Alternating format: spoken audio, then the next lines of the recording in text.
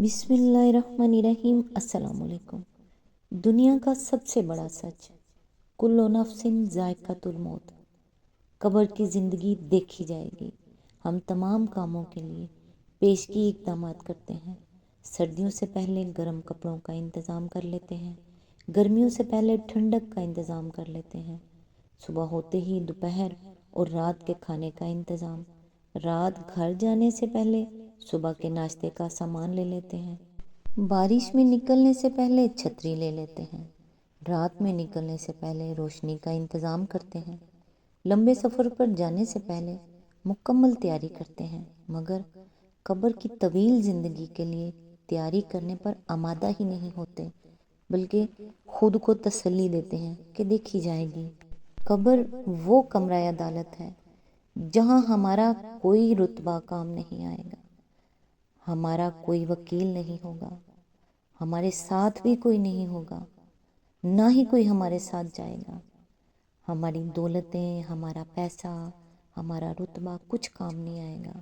وہاں سے بھاگنے کا کوئی راستہ بھی نہیں ہوگا۔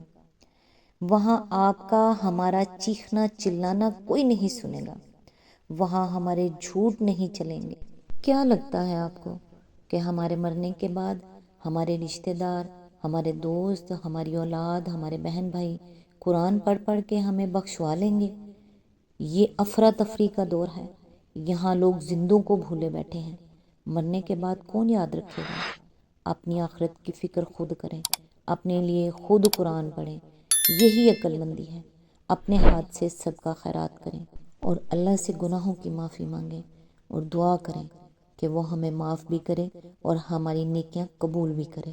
آمین۔ آج انشاءاللہ سورہ الصافات کی آیت نمبر 22 سے سٹارٹ کریں گے۔ اس کا ترجمہ اور تفسیر تفہیم القرآن سے بیان کروں گی جو اہل سنت جماعت کے لیے ہے۔ اعوذ باللہ من الشیطان الرجیم، بسم اللہ الرحمن الرحیم۔ حکم ہوگا، گھیر لاؤ سب ظالموں اور ان کے ساتھیوں اور ان کے معبودوں کو جن کی وہ خدا کو چھوڑ کر بندگی کیا کرتے تھے۔ اس کی تفسیر ہے، ظالم سے مراد صرف وہی لوگ نہیں ہیں جنہوں نے دوسروں پر ظلم کیا ہو، بلکہ قرآن کی اصطلاح میں ہر وہ شخص ظالم ہے جس نے اللہ تعالیٰ کے مقابلے میں بغاوت و سرکشی اور نافرمانی کی راہ اختیار کی ہو۔ اصل میں لفظ ازواج استعمال کیا گیا ہے، جس سے مراد ان کی وہ بیویاں بھی ہو سکتی ہیں جو اس بغاوت میں ان کی رفیق تھیں، اور وہ سب لوگ بھی ہو سکتے ہیں جو انہی کی طرح باغی اور سرکش اور نافرمان تھے۔ علاوہ بری اس کا یہ مطلب بھی ہو سکتا ہے کہ ایک ایک قسم کے مجرم الگ الگ جتھوں کی شکل میں جمع کیے جائیں گے۔ اس کی جگہ معبودوں سے مراد دو قسم کے معبود ہیں، ایک وہ انسان اور شیاطین جن کی اپنی خواہش اور کوشش یہ تھی کہ لوگ خدا کو چھوڑ کر ان کی بندگی کریں، دوسرے وہ اصنام اور شجر و حجر وغیرہ جن کی پرستش دنیا میں کی جاتی رہی ہے۔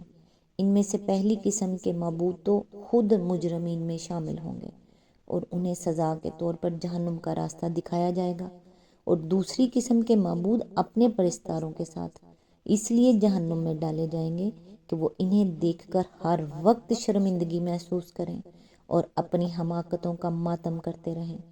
ان کے علاوہ ایک تیسری قسم کے معبود وہ بھی ہیں جنہیں دنیا میں پوجا تو گیا ہے، مگر خود ان کا اپنا ایمان ہرگز یہ نہ تھا کہ ان کی پرستش کی جائے، بلکہ اس کے برعکس وہ ہمیشہ انسانوں کو غیر اللہ کی پرستش سے منع کرتے رہے، مثلا فرشتے، انبیاء اور اولیاء۔ اس قسم کے معبود ظاہر ہے کہ ان معبودوں میں شامل نہ ہوں گے جنہیں اپنے پرستاروں کے ساتھ جہنم کی طرف دھکیلا جائے گا۔ آیت نمبر 23، پھر ان سب کو جہنم کا راستہ دکھاؤ۔ آیت نمبر 24، اور ذرا انہیں ٹھہراؤ، ان سے کچھ پوچھنا ہے۔ آیت نمبر 25، کیا ہو گیا تمہیں، اب کیوں ایک دوسرے کی مدد نہیں کرتے؟ آیت نمبر 26، ارے آج تو یہ اپنے آپ کو اور ایک دوسرے کو حوالے کیے دے رہے ہیں۔ اس کی تفسیر ہے، پہلا فقرہ مجرمین کو خطاب کر کے ارشاد ہوگا اور دوسرا فقرہ ان عام حاضرین کی طرف رخ کر کے فرمایا جائے گا کہ جو اس وقت جہنم کی روانگی کا منظر دیکھ رہے ہوں گے، یہ فقرہ خود بتا رہا ہے کہ اس وقت حالت کیا ہوگی۔ بڑے ہیکڑ مجرمین کے کس بل نکل چکے ہوں گے اور کسی مزاحمت کے بغیر وہ کان دبائے جہنم کی طرف جا رہے ہوں گے۔ کہیں کوئی ہیز میجسٹی دھکے کھا رہے ہوں گے اور درباریوں میں سے کوئی اعلیٰ حضرت کو بچانے کے لیے آگے نہ بڑھے گا۔ کہیں کوئی فاتح عالم اور ڈکٹیٹر انتہائی ذلت کے ساتھ چلا جا رہا ہوگا اور اس کا لشکر جرار خود اسے سزا کے لیے پیش کر دے گا۔ کہیں کوئی پیر صاحب یا گرو جی یا ہولی فادر واصل جہنم ہو رہے ہوں گے اور مریدوں میں سے کسی کو یہ فکر نہ ہوگی کہ حضرت والا کی توہین نہ ہونے پائے۔ کہیں کوئی لیڈر صاحب قسم پرسی کے عالم میں جہنم کی طرف رواں دواں ہوں گے اور دنیا میں جو لوگ ان کی کبریائی کے جھنڈے اٹھائے پھرتے تھے وہ سب وہاں ان کی طرف سے نگاہیں پھیر لیں گے۔ حد یہ ہے کہ جو عاشق دنیا میں اپنے معشوق پر جان چھڑکتے تھے انہیں بھی اس کے حال بد کی کوئی پرواہ نہ ہوگی۔ اس حالت کا نقشہ کھینچ کر اللہ تعالیٰ دراصل یہ بات ذہن نشین کرانا چاہتا ہے کہ دنیا میں انسان اور انسان کے جو تعلقات اپنے رب سے بغاوت پر مبنی ہیں وہ کس طرح آخرت میں ٹوٹ کر رہ جائیں گے، اور یہاں جو لوگ ہم چوما دیگر نیست کے غرور میں مبتلا ہیں وہاں ان کا تکبر کس طرح خاک میں مل جائے گا۔ آیت نمبر 27، اس کے بعد یہ ایک دوسرے کی طرف مڑیں گے اور باہم تکرار شروع کر دیں گے۔ آیت نمبر 28، پیروی کرنے والے اپنے پیشواؤں سے کہیں گے تم ہمارے پاس سیدھے رخ سے آتے تھے۔ اس کی تفسیر ہے، اصل الفاظ ہیں کنتم تاتونان عن الیمین، یعنی تم ہمارے پاس یمین کی راست سے آتے تھے۔ یمین کا لفظ عربی زبان میں متعدد مفہومات کے لیے بولا جاتا ہے۔ اگر اس کو قوت و طاقت کے معنی میں لیا جائے تو مطلب یہ ہوگا کہ ہم کمزور تھے اور تم ہم پر غالب تھے، اس لیے تم اپنے زور سے ہم کو گمراہی کی طرف کھینچ لیے گئے۔ اگر اس کو خیر اور بھلائی کے معنی میں لیا جائے تو مطلب یہ ہوگا کہ تم نے خیر خواہ بن کر ہمیں دھوکہ دیا، تم ہمیں یقین دلاتے رہے کہ جس راہ پر تم ہمیں چلا رہے ہو یہی حق اور بھلائی کی راہ ہے، اس لیے ہم تمہارے فریب میں آ گئے۔ اور اگر اسے قسم کے معنی میں لیا جائے تو اس کا مطلب یہ ہوگا کہ تم نے قسمیں کھا کھا کر ہمیں اطمینان دلایا تھا کہ حق وہی ہے جو تم پیش کر رہے ہو۔ آیت نمبر 29، وہ جواب دیں گے نہیں بلکہ تم خود ایمان لانے والے نہ تھے۔ آیت نمبر 30، ہمارا تم پر کوئی زور نہ تھا، تم خود ہی سرکش لوگ تھے۔ آیت نمبر 31، آخرکار ہم اپنے رب کے اس فرمان کے مستحق ہو گئے کہ ہم عذاب کا مزہ چکھنے والے ہیں۔ آیت نمبر 32، سو ہم نے تم کو بہکایا، ہم خود بہکے ہوئے تھے۔